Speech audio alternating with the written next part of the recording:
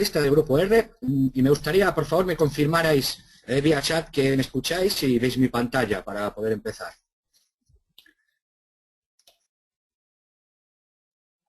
Hola, ¿se me escucha? Ok, hay algo de retardo, parece. Vale. Bueno, hoy, como todos los martes, sabéis que dedicamos a ciclos formativos, ¿no? Diferentes topics o temas relacionados con los mercados, más desde un punto de vista, algunos teórico, otros mucho más práctico. Y vamos a dedicar 1 o 2 o 3, no sé cuánto nos llevará, ciclos a lo que podríamos englobar dentro de la psicología del trading, ¿no?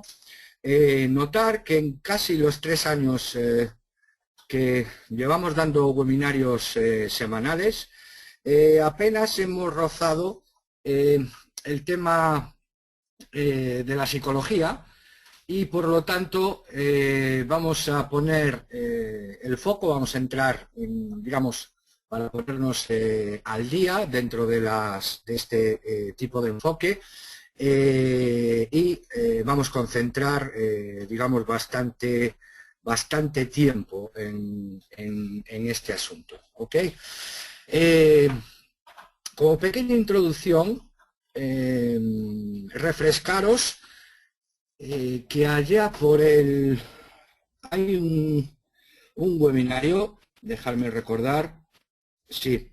En el año 2013, si recordáis, dimos un ciclo de webinarios que viéramos un poco de modelos, un poco de ingeniería financiera, y acababa digamos, salir o estaba en boga, ¿no?, la noticia de la concesión del premio Nobel a Fein y otros, y aprovechamos un poco para incluir digamos, en los ciclos de ingeniería financiera, ¿no?, un poco descriptivamente cuál era, digamos, su propuesta por la cual fue premiada por el Nobel. No era solo Fein, que eran 3 en total, Hansen y Schiller. El más, digamos, conocido es Fein. Schiller también, que es autor de varios bestsellers, etcétera, etcétera.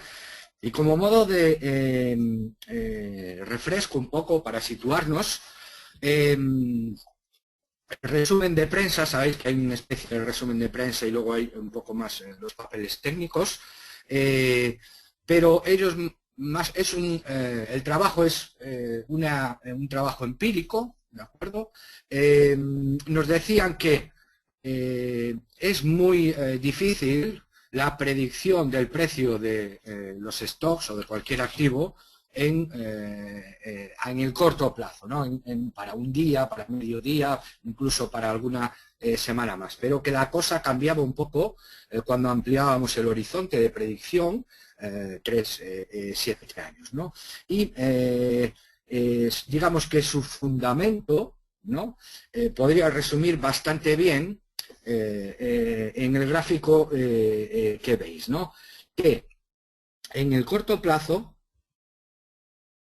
es, digamos, muy difícil la predicción del comportamiento de los activos, ¿ok? Pero cuando teníamos un horizonte un poquito más largo, sí teníamos más posibilidades, ¿no? Y para razonar esta deducción, echaban mano de un par de modelos, ¿no? Echaban mano de, por un lado, un modelo, el modelo de Capital Asset Pricing Model, que ya lo hemos visto así un poquito, y luego lo combinaban con el GMM, otro modelo de momentos. Es decir, básicamente, en el resumen, habíamos visto que aquí podemos resumirlo, ¿no? El modelo CAMP, digamos, es un modelo cuantitativo, puro y duro, veíamos que no se ajustaba a digamos, apropiadamente a la evolución del activo, y veíamos diferencias de volatilidad. ¿Okay? Y ellos, digamos, implementaban esas diferencias de volatilidad mediante el modelo GMM, que es un modelo experimental, ¿no? Y dentro del GMM, digamos, las dos vías que tenemos de esa explicación de las desviaciones eran unos factores como el precio en los libros, el tamaño, etcétera, y luego tenían otra parte que era unos factores psicológicos. ¿De acuerdo? Aquí en estos factores psicológicos, incluso habíamos visto, no hay en su trabajo, por el momento, no hay absolutamente nada de cómo se incluyen esos factores psicológicos en un modelo, ¿okay? Y es precisamente esta parte, no solo para aplicar a este modelo, sino en general, donde vamos a poner el foco y estudiar, digamos, esta parte. Es decir, si volvemos al gráfico final, o al que enseñé antes, bueno, ellos también reseñan algo muy importante, que los precios pasados tienen muy poco uso en la predictibilidad del futuro, del inmediato futuro. Esto leído de otra manera quiere decir que mirar el gráfico de un activo tiene muy poca utilidad en la predicción del futuro. Y si volvemos al esquema,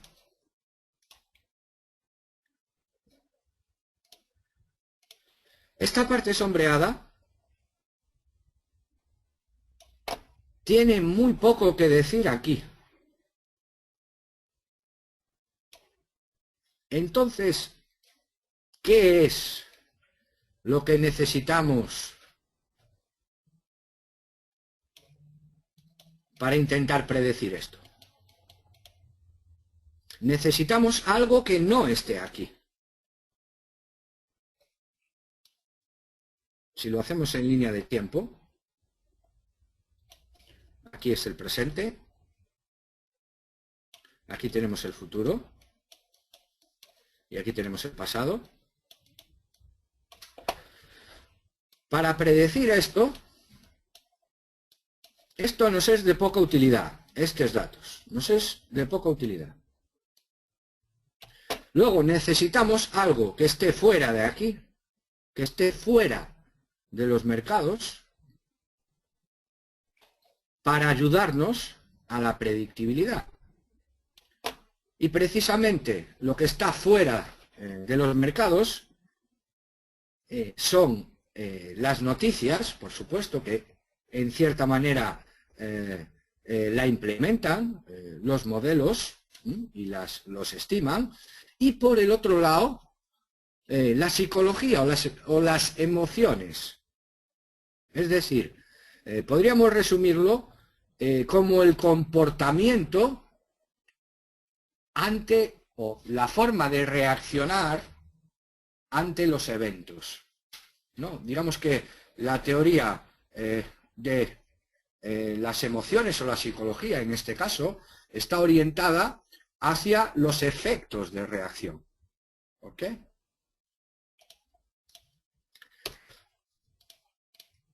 Bien. Ok.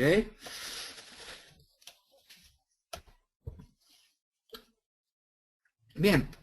Una clasificación, bueno, los sentimientos, un análisis de sentimientos, digamos, no es un análisis en una sola vía, ¿no? Que tiene, es decir, tiene varias dimensiones. Por ejemplo, una buena clasificación, una clasificación muy sencilla y a la vez muy potente, ¿ok? Es en clasificarlo en positiva, si el sentimiento es positivo, si el sentimiento es negativo, si el sentimiento es neutral. Si recordáis, ayer, por ejemplo, vimos un pequeñito ejemplo de un statement del RBA, del Banco Central de Australia, en el cual anunciaba que se mantenían los tipos, etcétera, etcétera, etcétera. Y echando una pequeña vista a ese statement, nosotros podríamos clasificarlo en positivo, negativo o neutral. Y ayer deducíamos que era un statement negativo. Es decir, ese statement no está en el mercado, está fuera del mercado.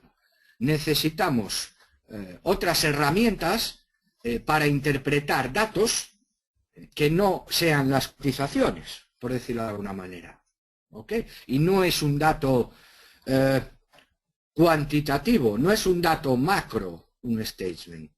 ¿Ok? No es decir, la producción industrial ha bajado tanto, o el crecimiento ha aumentado tanto. No es un dato de ese tipo, sino que es un texto, sino que es una noticia, sino que es un warning, sino hay un montón de cosas que afectan a los mercados que no son exactamente un dato. Y claro, tenemos un gran problema, porque si nos dicen el crecimiento es 2 y ha aumentado a 2,5, ok, nosotros tenemos una cuantificación de ese dato. Y nos es relativamente sencillo ver que de 2 a 2,5, si ese dato es bueno, nosotros inmediatamente, o cualquiera, es un dato numérico, evaluamos que 2,5 es mejor que 2. Ok, estoy poniendo un ejemplo sencillo, ¿no? Pero que es, digamos, una traducción directa. Sin embargo, en este tipo de eventos no hay una traducción directa.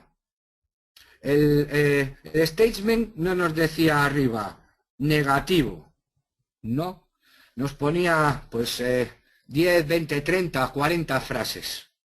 ¿Ok?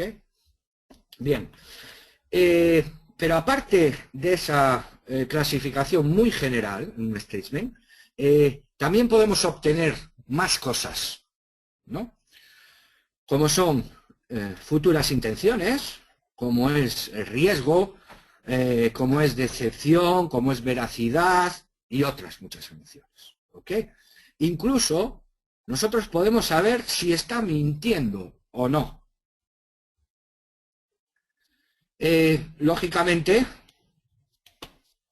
tiene cierta dificultad, que es un poco la que vamos a analizar hoy. ¿Ok?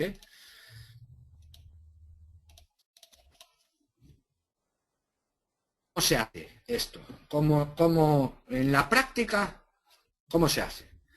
Bien, se utilizan extracción de la información. ¿Ok? Lo que se llaman patrones lingüísticos, ¿no? Digamos que en una frase,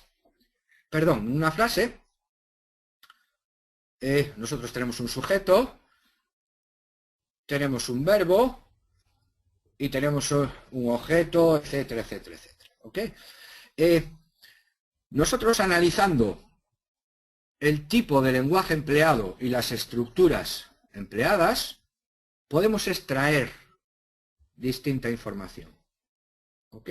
Esto se hace implementando métodos de machine learning. Hay diferentes, ¿no? Redes bayesianas, análisis vectorial, redes neuronales, etcétera, etcétera. ¿Ok? La elección de cómo hacer este análisis, bueno, pues lógicamente depende, uno, del tiempo. Ya lo hemos visto en trading algorítmico que el tiempo es el factor determinante. Aquí, por supuesto, el coste. ¿Ok? ¿Por qué nosotros estamos interesados, ¿no?, en capturar, aparte del positivo, neutral y negativo, este tipo, digamos, de matices, ¿no? Como intención y riesgo, ¿no? Pues simplemente ilustrando dos ejemplos, ¿ok? Ya nos damos cuenta de la utilidad que puede tener para nosotros. Es decir, cuando un CEO o un representante del Banco Central o alguien, digamos, que tiene voto en determinadas decisiones, pues da una noticia, emite un comunicado, etcétera. Nosotros, analizando ese comunicado, podemos, digamos, detectar ciertas predicciones en los reportes financieros. ¿Okay? Y, sobre todo, cuando las noticias son negativas, como un warning o cualquier otra noticia más directa, pues la utilidad es, digamos, aún más evidente. Notar que, o notemos que, digamos, en el mundo anglosajón, veis aquí que tenéis una nota, forward-looking statement, que digamos que es, ¿cómo os lo explicaría?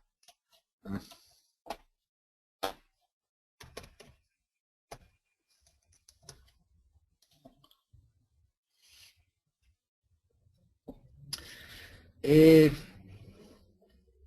España, os voy a poner un ejemplo. En España, por ejemplo, uno va a una cafetería y dice un café, o un café por favor, ¿no? En el mundo anglosajón, digamos, el lenguaje no es tan directo, ¿no? No son, tanto en Estados Unidos, Reino Unido, la parte asiática, Australia, etcétera, digamos que se utiliza un lenguaje como un poco elaborado. ¿Le importaría a usted servirme un café? Es decir, si el mundo financiero estuviera dominado por actores que tuvieran un lenguaje más directo, este tipo de estructura sería mucho más sencilla de analizar. ¿Okay? Pero aproximadamente más del 65% de las noticias financieras a nivel global vienen del mundo anglosajón. Por eso tenemos que tener en cuenta, cuando analizamos determinados statements, que el forward-looking statement tiene una propia palabra, se refieren para algo que no está basado realmente en un hecho histórico o en algo práctico, ¿no? ¿Okay? Y por lo tanto, y aquí está la clave, es una especulación. ¿Okay? Es decir, este tipo de noticias o de statement cumplen la función de aquello que habíamos hablado, de que los inversores tengan diferentes perspectivas. Si los statements fueran más directos, tuvieran prácticamente una vía direccional de analizar, sería muy difícil especular contra él. Es decir, se especula algo cuando es contra algo o a favor de algo, cuando tiene una interpretación más o menos abierta, ¿ok? En sus matices.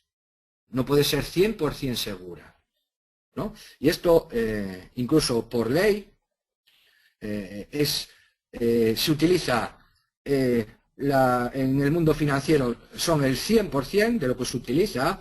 Creemos, estimamos, anticipamos, predecimos, esperamos, entendemos, etcétera, intentamos, etcétera, etcétera, etcétera. ¿Okay? Por ejemplo, la compañía X planea construir una nueva facility en Asia para expandiendo sus mercados de acciones. Es decir, planea, no está basado en nada. Es un statement abierto, es una frase abierta, ¿no? Que deja a la interpretación, ¿no? De ahí que sea muy importante el afinar y el cuantificar. ¿Ok? Por supuesto, no es unívoca esta relación, ¿no? Tiene, digamos, entre un 60 y un 80, luego veremos un poco de datos, de certeza, ¿no? Que sea propia la clasificación, ¿no? Vale. Bien, lo que es la decepción, ¿no? Lo que es, o el engaño, como queréis llamar, si queréis utilizar un término un poquito más fuerte, ¿no? A cree que X, pero es falso. O A causa B, pero es falso. Sobre A causa B, hemos ya hablado muchísimo, ¿no? En causa-efecto, ¿no? Que lo decíamos, esta es la causa, este es el efecto, y veíamos que efectivamente no existe este tipo de relaciones y es bastante común, ¿no? Ya la palabra creer, digamos, ya no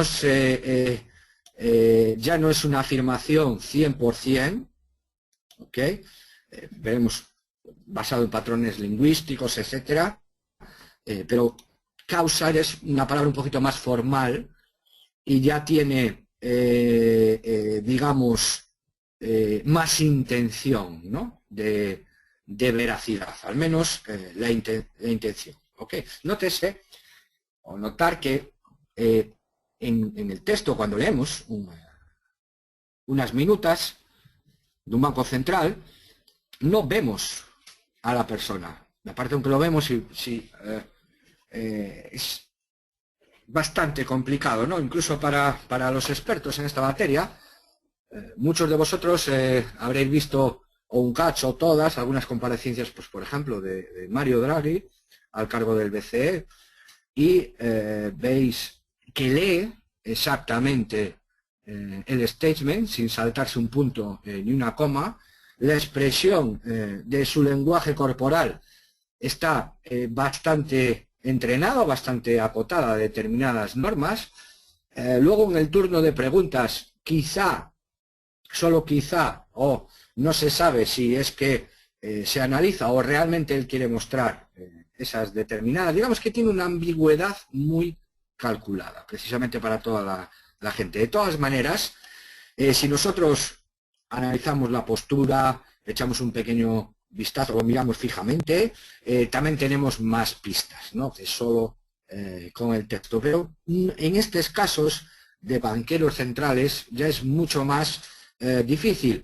En CEOs de compañías, en otro tipo de, digamos, de perfil de persona con voto, de persona que influyente en la materia, sobre el activo que estamos haciendo, sobre el conjunto que estamos haciendo, ya quizá nos pueda ayudar más que en este tipo de altos ejecutivos, ¿no? Y sobre todo podemos intentar distinguir, no es el caso de los banqueros centrales, pero sí de los CEOs, qué es verdad y qué es falso. Okay, que esto es una cosa, digamos, bastante razonable. Si no recordáis, o me parece recordar, bueno, hay varias intervenciones de CEOs de las compañías. Bueno, veamos algún ejemplo, ¿no? Hay también un método, okay, que se basa en 70 supuestos, ¿no? Verbos, referencias a otros, expresiones humanas, etcétera, que sí nos permite una clasificación. Vamos un poco más y luego traigo a colación un pequeño ejemplo de, digamos, cómo distinguir, ¿no? Y en qué medida eso es apropiado o justo, lo que el grado de credibilidad, ¿no? Lo que es la decepción o mentira venció a la veracidad, por decirlo de alguna manera, ¿no? Y básicamente hay muchos estudios, ¿no? Pero quizás el más importante es digamos, automatización de pistas lingüísticas, ¿vale? Hecho por Su and Burman, y analiza determinados, sobre todo los pronombres, determinadas palabras, y los clasifica, digamos, en grado de veracidad. ¿Ok? Asocia determinadas estructuras sintácticas, determinadas palabras, determinados significados con el grado de veracidad o el grado de falsedad. Por ejemplo, vemos que dentro de la veracidad siempre hay el pronombre yo o mío. Sin embargo, cuando la veracidad es menor, se emplea tú o tuyos.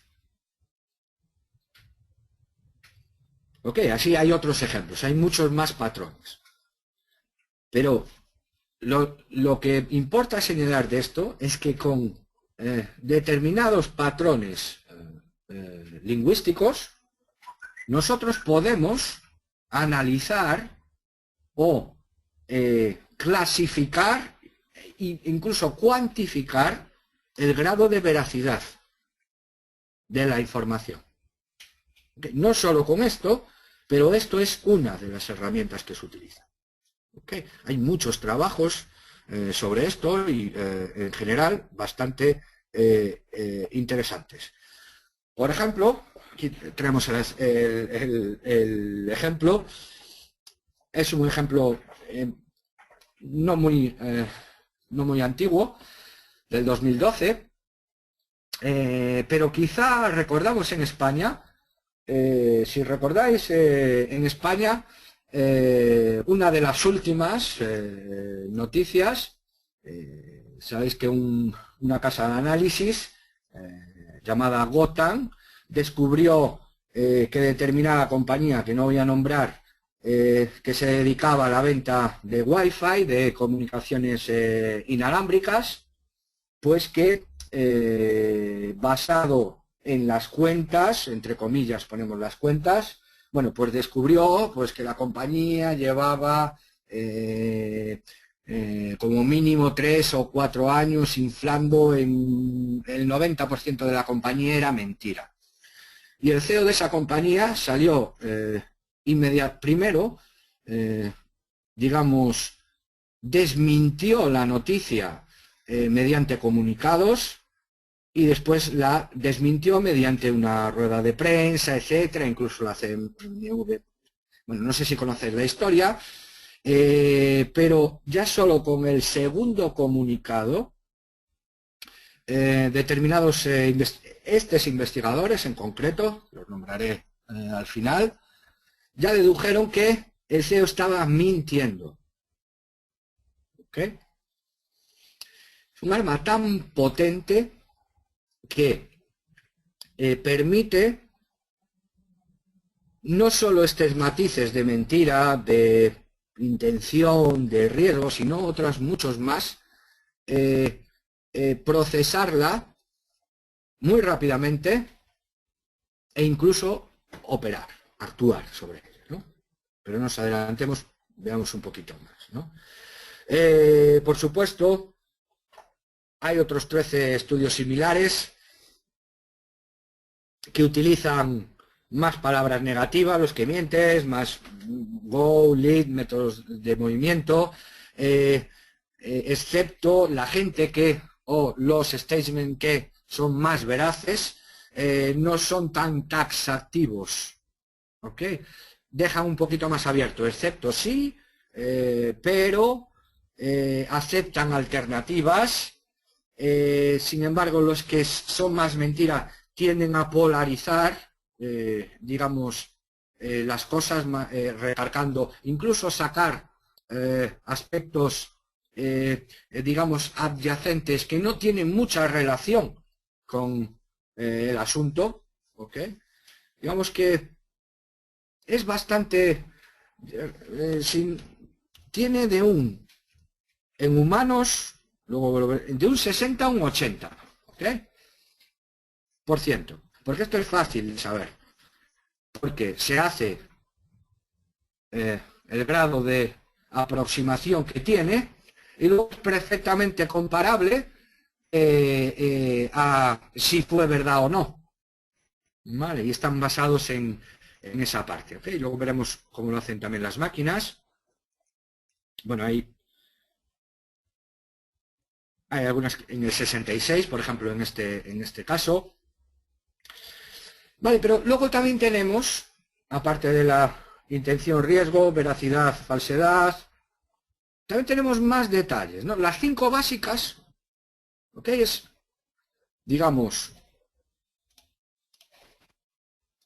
la furia, disgusto, el miedo, la felicidad y la tristeza. ¿Ok? Estas son muy empleadas.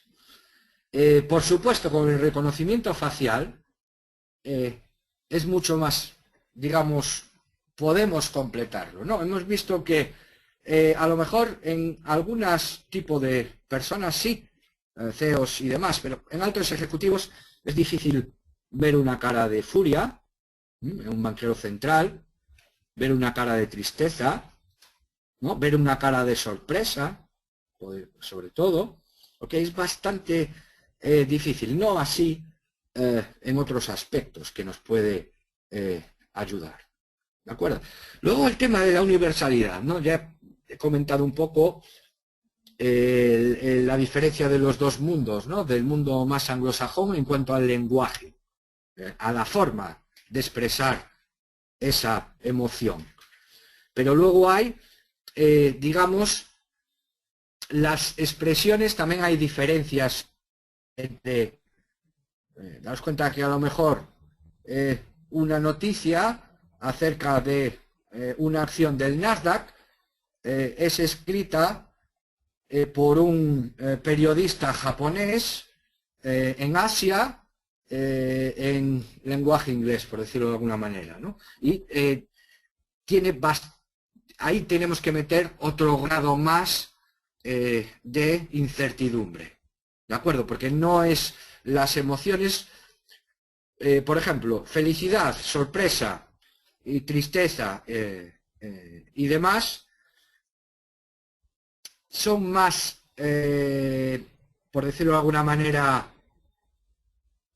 más significativas, tienen más significancia que el disgusto, el miedo. Hay diferentes maneras, ¿no?, de expresarlo, algo en general común. Es decir, tienen un porcentaje, si lo hacemos de un modo más global. Por lo tanto, digamos que aparte de la emoción, miedo, nosotros tenemos que, digamos, connotarlo, asociarlo, si es fuerte, si es débil, si es deciso, si es indeciso, si es bueno o malo, barato. Es decir, tenemos dos polos y nosotros podemos graduarlo, ¿no? Si establecemos, pues, por ejemplo, aquí 5 grados, ¿ok? De más débil a más fuerte, más pasivo a más activo, etcétera, de más oscuro a más brillante, calor. ¿Vale? También tenemos que no solo detectar la emoción, sino que en cierta manera connotarla. ¿Ok? Nosotros esas connotaciones también las podemos dividir en 3, ¿no? La potencia, la actividad y la evaluación. ¿Ok? Y con sus diferentes escalas. ¿De acuerdo? Es decir, estamos cuantificando, haciendo un modelo cuantificado, ¿no?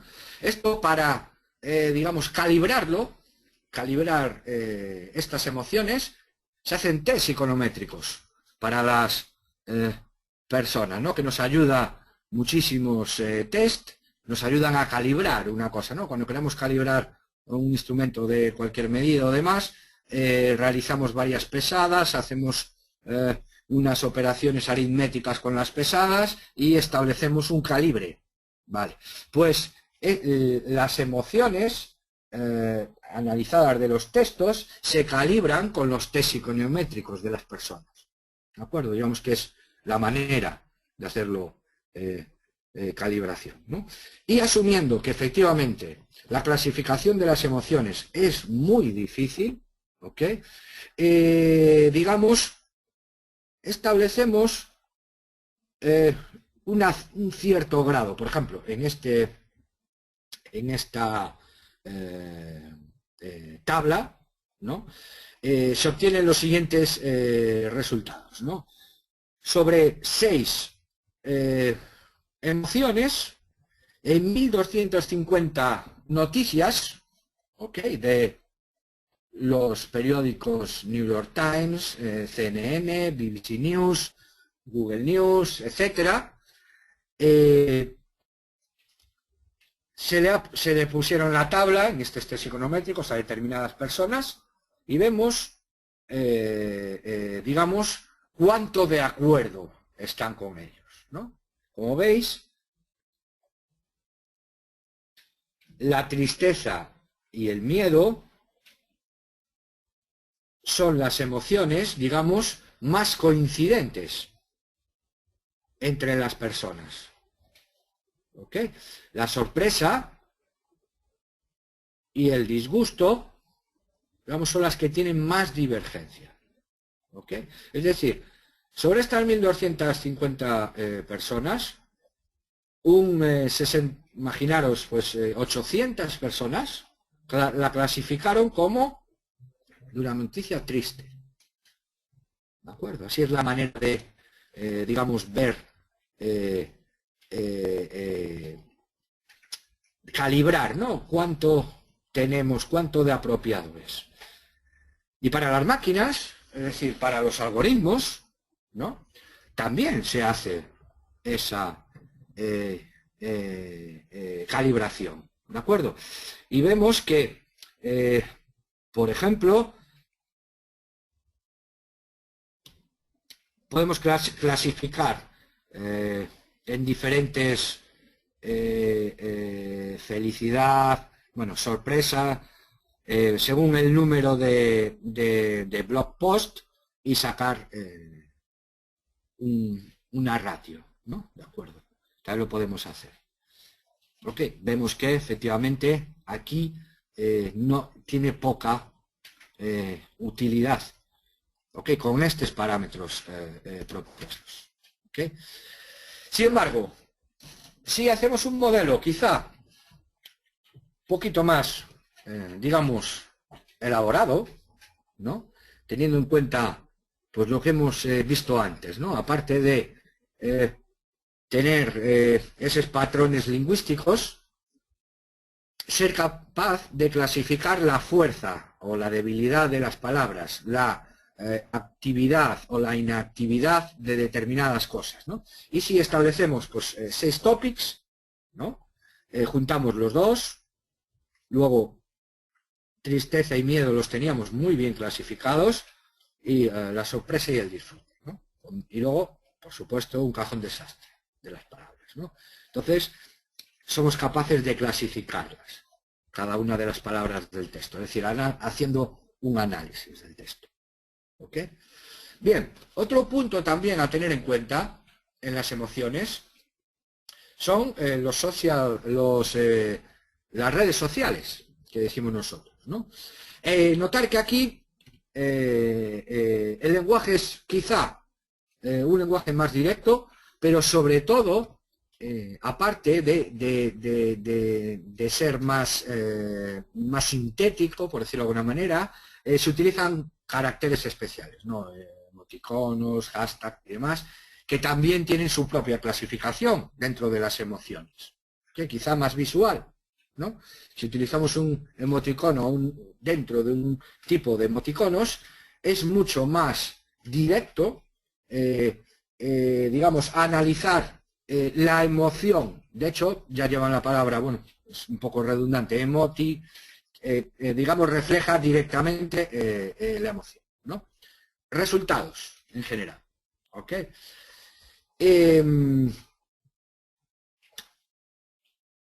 vemos que las fuentes no son útiles en los hashtags para una supervisión, digamos, a distancia. Los emoticonos menos. ¿Okay? Las que más coincidencia tienen, los sentimientos que más coincidencia tienen, tanto en humanos, es decir, si somos analistas y damos nuestro análisis como si lo hacen las máquinas, como si lo hace un algoritmo, perdón, son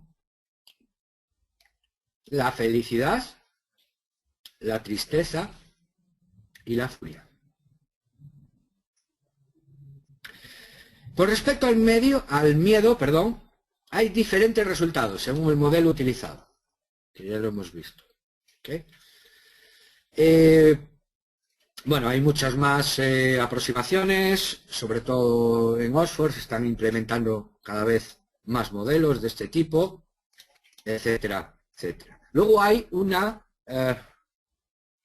digamos, las emociones no son un blanco y un negro, ¿no? Sino que hay una transición entre las emociones. Por ejemplo, entre deprimido y excitado, hay feliz, hay calmado y hay triste, ¿no? Digamos que entre los opuestos hay también diferentes sentimientos, ¿no? Aparte de valorar cuánto de deprimido del 1 al 5 en la escala que colgamos, también podemos saber que deprimido está dentro de otra escala mejor, ¿no? Así es como más o menos, digamos, se funciona. ¿Ok? Concluyendo, antes de sacar, digamos, un par de derivadas, que no es una cosa, la detección de emociones, digamos, no es una cosa unívoca, ¿no? Tenemos unos porcentajes, tenemos, digamos, un grado de confianza, poner una palabra de más. ¿Ok? El tema corporal, quizá en algunos casos, nos haga valorar más, o sea, tener una confianza mayor en los análisis, no en todas las cosas, como hemos visto. ¿Okay? Esto es importante, que la clasificación de las emociones nos da un detalle muchísimo más grande que el tradicional sentiment analysis, ¿no? El sentimiento del mercado. No, este es un tipo de análisis mucho más en detalle. ¿Okay? Por supuesto, en el futuro, no un futuro muy lejano, sino en breve, ya diría que prácticamente en el presente, este trabajo creo que es del 2013, estamos en el 2015, para ser un trabajo relativamente potente, es un trabajo pionero, no será mucho más sencillo clasificar con un grado de más significancia las emociones en texto, sobre todo, ¿no? Digamos que se tiende mucho más a funcionar con eso. ¿Okay? No, perdón, este trabajo es de este año. Está basado en trabajos 2012-2013, pero el compendio de todos estos trabajos es de este año, del doctor Pulva. ¿De acuerdo? Quería con esto decir, digamos, sacar quizá un par de derivadas, ¿no? Si estos principios básicos, ¿no? Se implementan, se aplican, ¿okay? Podemos medir las emociones, ¿no? Detectarlas, no solo detectarlas, sino medirlas con un cierto grado de significancia, habíamos visto la medida. Pero la detección, digamos que ya no nos es tan esquiva, ¿de acuerdo? Por ejemplo, vamos a un ejemplo práctico, ¿no? Aquí tenemos una noticia de Reuters. O si no queréis ver, voy a explicarlo con la noticia de Reuters, que es el general, y luego vemos un caso a otro. ¿Ok? Por ejemplo, aquí tenemos 3 alertas. Tenemos el identificador, luego tenemos la empresa, con el ticker de la empresa, y un titular, el headline. ¿Ok? Se reconoce, etc. Luego, aparte del headline, tenemos el texto del artículo. ¿Ok? Si nosotros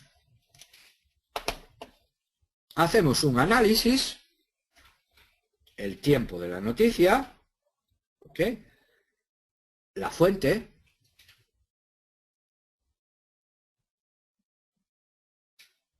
el origen, la relevancia, no es lo mismo que lo diga el presidente que un vocal, ¿ok?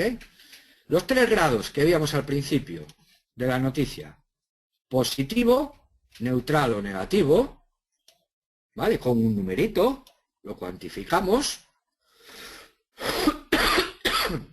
El número que hay, ¿vale? Se analizan miles de datos, ¿ok? Los números que hay.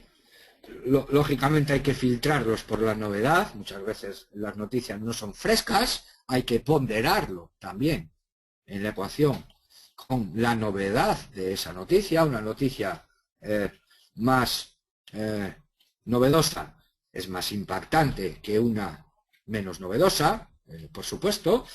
Luego, el titular, aquí con todo lo que habíamos visto, y los topics, ¿vale? Las palabras que habíamos visto, si tiene más a mentira, si tiene más credibilidad que falsedad, los grados, todos, digamos, todo ese fino detalle que podemos tener, ¿ok? Y con el análisis de todo esto, se construye una herramienta, ¿ok? Un valor o un índice, como lo queráis llamar, ¿vale? En este caso en concreto, uno de los más empleados es el Thomson Reuters Market Index. Lo veréis muchas veces por TRMI. ¿Okay? Entraremos más en profundidad sobre este índice, ¿no? Que es un índice que realmente mide el sentimiento del mercado. Hemos explicado un poquito los fundamentos, ¿no? Que parte del análisis de texto, se analiza la noticia, todos los patrones lingüísticos, se pondera, se valora, se evalúa, las distintas, digamos, maneras que tiene de hacerse. Y ahora yo os hago una pregunta.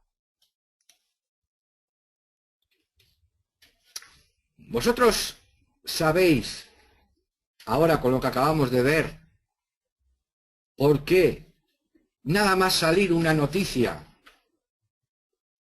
potente, por poner la noticia que salió ayer, que dio, digamos, un segundo espada de el banco o de un ministro, un parlamentario, por ponerlo, de Japón, acerca de que el dólar yen alrededor de 1,05 era un valor apropiado para el poder adquisitivo, digamos, la noticia fue matizada hoy, pero justo en ese mismo momento, en el mismo momento en que salió la noticia por Bloomberg, en el mismo segundo, todos los cruces contra el yen bajaron, es decir, se apreció el yen, en concreto el dólar yen, bajó 50 pips en el mismo segundo.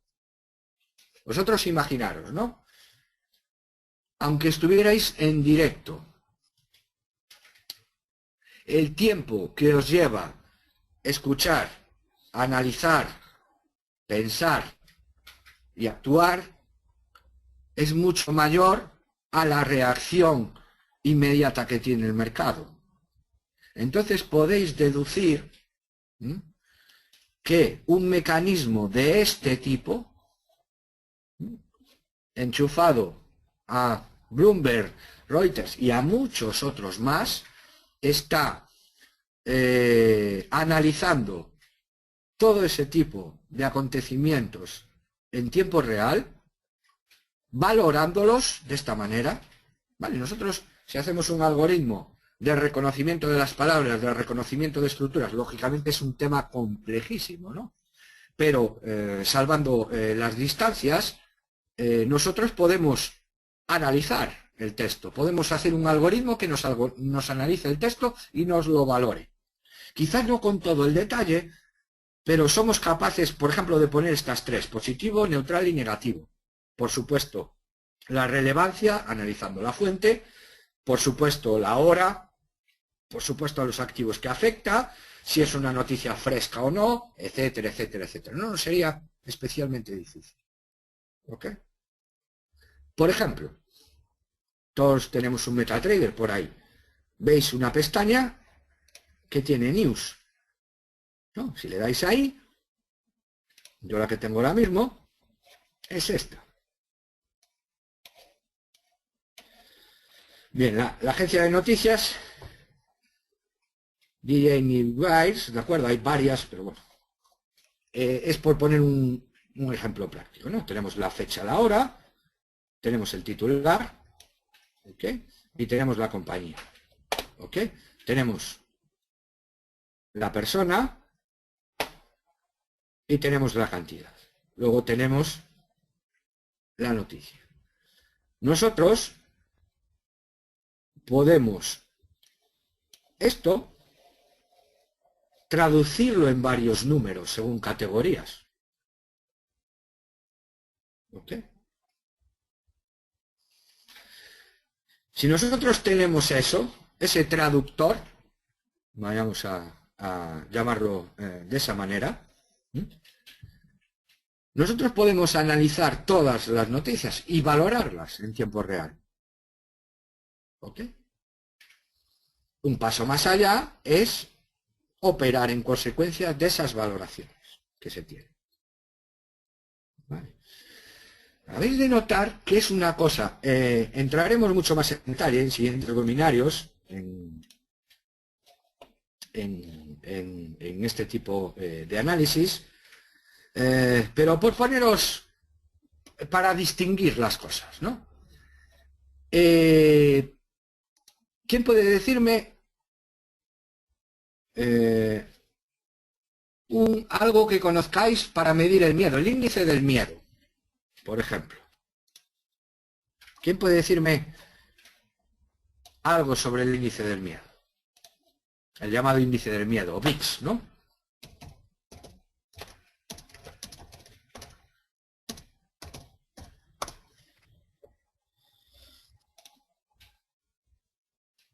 Bien. Nos dice que el índice del miedo es la volatilidad implícita de las opciones con un periodo de 30 días, que ponderando, digamos que está correlacionado con el comportamiento de las acciones. Y yo os pregunto, esto no mide sentimientos, ¿de acuerdo? Se llama el índice del miedo, pero lo que yo quiero notar es lo siguiente. El VIX es un índice de cuentas, es decir, de volatilidad. Y nosotros interpretamos que esa volatilidad, por ejemplo,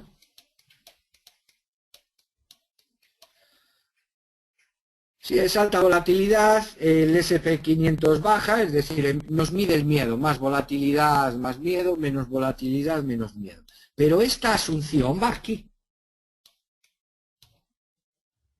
Es decir, dirán que el VIX mide el miedo. ¿Pero qué utiliza para medir el miedo? La volatilidad implícita. ¿No sería, o es mucho más razonable, para medir el miedo, analizar noticias, statement, blog, especialidades financieras, casas de análisis, lo que queráis, y ver cuánto miedo tienen esas cosas.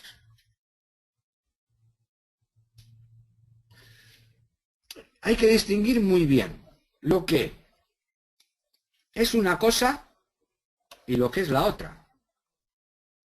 Esas noticias y esos statements no están en el mercado. La volatilidad sí está en el mercado. ¿Ok? No sé si me explico medianamente claro, pero el paso de que alta volatilidad significa miedo es un paso en determinadas condiciones. ¿Vale? Sin embargo, si en un statement hay un warning advirtiendo de que las posibles, etcétera, es decir, se está mostrando el miedo en el statement, con una cierta, por supuesto, credibilidad, falsedad, con todos los matices, etcétera, etcétera, etcétera. Pero lo que os quiero decir es que muchas veces se utilizan herramientas que tienen en su razonamiento implícito alguna asunción que a lo mejor en determinadas condiciones no es correcta. Alta volatilidad o baja volatilidad no tiene por qué ser bajo miedo, aunque lo lleve siendo históricamente. ¿Ok? Vale, distinguir entre lo que está dentro del mercado, lo que es un cálculo, con lo que es un análisis, ¿ok? De statement, de sentimientos, etcétera, etcétera. ¿De acuerdo? Vale. Bueno, pues si tenéis alguna preguntilla. Vale, pregunta Vicente. Si las detecciones de patrones lingüísticos se podrían hacer mediante expresores regulares en autómatas finitos deterministas o no tiene nada que ver.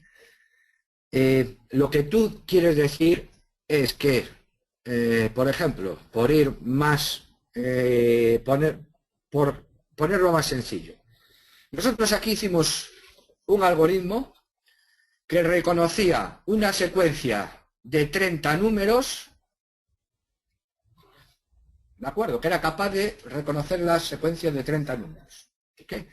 Imagínate que en vez de reconocer la secuencia de 30 números, le ponemos que reconozca la secuencia de 30 palabras. ¿Vale? Eso lleva, digamos, es un reconocimiento de patrones lingüísticos, por decirlo de alguna manera. No sé si tiene un poco que ver con la pregunta que me haces. Expresiones regulares en autómatas finitos deterministas. ¿A qué te refieres con autómatas finitos deterministas? Es un poco... Expresiones regulares es lo que vimos aquí. Hay algunas que son muy sencillas. Incluso pusimos el foco en detectar la mentira, ¿no? Las hay que detectan más cosas, ¿no? Pero, por ejemplo, emplear otros como sí, him, tú, y no hablar en primera persona, los humanos personas, niños, nosotros, yo mismo, ¿vale? Si os fijáis es al revés. La certeza y la seguridad implica falsedad. Sin embargo, la autenticidad, por decirlo de alguna manera, siempre es una puerta abierta. Siempre es un pensamiento, una creencia, ¿de acuerdo? Digamos que tiene, no es tan intuitivo. ¿Ok? Dice Vicente, teoría de autómatas y lenguajes formales. Con respecto a los lenguajes formales, sí. ¿De acuerdo? Con respecto a los autómatas no le veo exactamente la aplicación. Digamos que aquí, por ejemplo, nos es mucho más fácil de imaginar si nosotros tenemos una base de datos con todas las noticias. Nosotros empezamos a, como hicimos en el algoritmo, empezamos a recorrer las noticias, aunque no lo hagamos en todo el detalle, pero podemos, por ejemplo, hacer si es positiva, negativa o neutra. ¿Vale? Eso, digamos, nosotros podríamos diseñar un algoritmo que en 1000 noticias nos las clasificara en positivo, negativo y neutro. Y no nos sería, digamos, muy allá de hacer. Podríamos más o menos hacerlo en ese estrés. Bien. Si intentamos ir un poco más allá, es cuando tenemos que incluir, digamos, mucho más finos los detalles, ¿no? Expresiones de miedo, la cuantificación que le damos a ese miedo de fuerte, es decir, toda esa cantidad de matices es, digamos, una cuestión de tiempo y recursos, ¿no? Pero digamos que el objeto, he explicado esto, para realmente entender qué es la detección de las emociones, ¿no? ¿Ok? No es un VIX.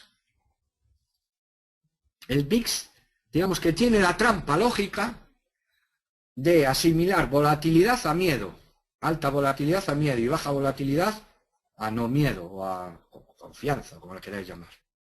¿Vale? Que puede ser verdad en algunos casos, pero en otros puede ser no verdad. ¿Vale? Sin embargo, las palabras en determinados statements no están en el mercado aún, ¿no? Cuando las analizamos no están en el mercado. Tienen que incorporarse al mercado. ¿Vale? De ahí es importante tener siempre fuentes externas al mercado. Por llamadas como externas, es decir, alrededor del mercado. ¿Vale? Dice Vicente que en el campo de inteligencia artificial sería aplicar el razonamiento con incertidumbre, con los grados de certeza y el encadenamiento de las reglas de producción de un sistema basado en el conocimiento. Digamos que los sistemas con incertidumbre, no hay lógica difusa, por ejemplo, no hay... las máquinas, es muy difícil de tratar la incertidumbre con las máquinas. Tienen dos maneras, básicamente. Una, simulaciones de Monte Carlo, es decir, convierten la incertidumbre en todas las posibilidades que tienen y aplican un modelo probabilístico. Yo no sé lo que va a pasar, pero van a pasar estas 100 millones de cosas. Y de estas 100 millones de cosas, hay 50 que tienen una probabilidad mayor que las otras. Entonces, aprueba con esas. O dos, el azar. ¿Ok? No tienen, digamos, otra manera más que de tratar, de momento, de tratar la incertidumbre, ¿no? Hay aproximaciones de lógica difusa que sí tratan de cuantificar el grado de certidumbre, ¿no? Tratan la incertidumbre como un grado muy bajo de certidumbre. Digamos que hacen determinados otros tipos de razonamiento, pero sí, efectivamente, lo que hablábamos del test de Turing, no sé si lo hablamos alguna vez, es decir, que nosotros imaginaros que estamos en un chat y estamos chateando con alguien y no sabemos si es una máquina o es una persona, ¿no? Hay un test, hay determinadas pruebas para saberlo, si realmente eso es una persona o es una máquina, ¿no? Esto es mucho más sencillo, ¿no? La inteligencia que tiene un algoritmo de este tipo es que una vez trabajados con datos históricos, nosotros podemos, imaginaros, clasificamos el reporte tal como malo, clasificamos las noticias como malas, clasificamos las noticias como malas. Vale. Después de todo eso, imaginaros que tenemos una consecuencia de que el mercado se desploma para ese activo. Ok, nosotros tendríamos sobre esas predicciones un aprendizaje, un reforzamiento de que ese algoritmo lo ha hecho correcto. Si tenía una significancia del 80, a lo mejor pasa a una significancia del 81. ¿Ok? Es decir, aprende. Si falla, esas palabras de reconocimiento van a tener una valoración menor. Es decir, se puede ir se adapta el solo, el algoritmo se va adaptando el solo según se cumplan sus predicciones o no. ¿Ok? Digamos que esa es un poco la manera. Bueno, el próximo día entraremos más en cómo, qué es por supuesto, el índice Thomson Reuters o otro, explicar un poquito más en detalle, cómo se aplica y sobre todo el arbitraje, ¿no? Sabéis que nosotros llamamos arbitraje cuando dos cosas no coinciden, ¿ok? Y hay que arbitrarlas, ¿vale? Cuando los sentimientos no coinciden con tal, ahí hay un desarbitraje y podemos arbitrar, ¿ok? Pero eso iremos avanzando. Bueno, pues nada más por hoy. Gracias por vuestra atención y vuestra paciencia y para la semana veremos más cosas. Un saludo y que tengáis buena semana. Chao.